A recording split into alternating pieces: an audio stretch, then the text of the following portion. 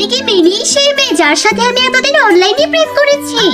বস সব জেনে গেল নাকি? এর কিছুক্ষণ পরেই বস অ্যাক্সিডেন্ট করে কোমায় চলে যায়, আর ফুয়াদের গার্লফ্রেন্ড হিসেবে সবাই মিলে আমাকে কোম্পানির মালিক বানিয়ে দেয়। ম্যাডাম স্যারের $1,000,000 সম্পত্তি আছে, তাছাড়া অনেক দামি দামি বাড়ি আর গাড়িও রয়েছে।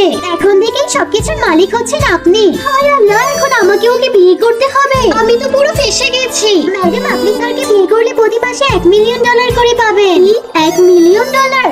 আরে আমি তো কোটিপতি হয়ে যাব। তবে আমি ওকে টাকার জন্য বিয়ে করছি না, ওকে সুস্থ করার জন্য বিয়ে করছি। কারণ আমি মনে হয় ওকে আগে থেকেই ভালোবাসি। তাই তো ওর অ্যাক্সিডেন্ট হওয়ার কথা শুনে আমার অনেক খারাপ লাগছিল। মিনি, আমার কোমায় থাকা ছেলেটাকে বিয়ে করে তুমি ওকে নতুন জীবন দান করেছো। এই নাও আমার এটিএম কার্ড, তোমার কিছু লাগলে এ থেকে খরচ করো।